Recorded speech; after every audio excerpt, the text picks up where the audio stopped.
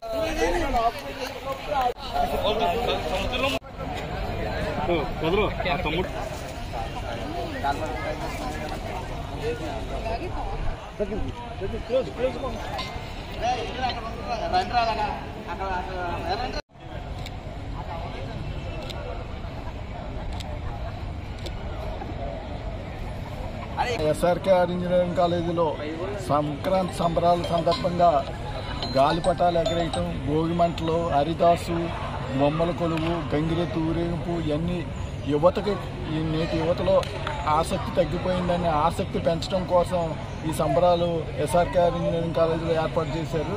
ఈ సందర్భంగా ఇందులో పాల్గొన్న విద్యార్థులకు, ఫ్యాకల్టీకి అందరికీ సంక్రాంతి శుభాకాంక్షలు తెలియజేస్తున్నాం. వాళ్ళందరినీ అభినందిస్తున్నాం.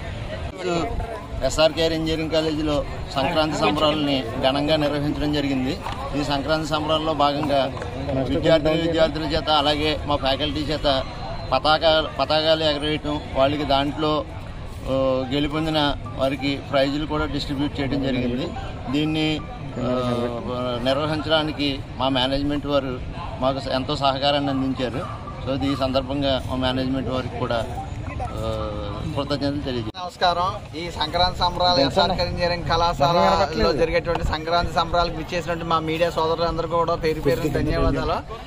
ఈ రోజు చేసినటువంటి ప్రోగ్రామ్స్ లో ప్రత్యేకంగా ఏంటంటే మార్నింగ్ లోనే కనుక భోగిమంటలు, గంగిరెద్దులు, బొమ్మల కొలువు అలాగా అన్ని కూడా ఏర్పాటు చేసాము. కాకపోతే ఇప్పుడు ఏంటంటే ఈ మధ్యాహ్నం నుంచి ఏంటంటే ట్రెడిషనల్ ఫుడ్ కౌంటర్స్ అలాగే గాలిపటాలు అందరూ మర్చిపోయారు అసలనే.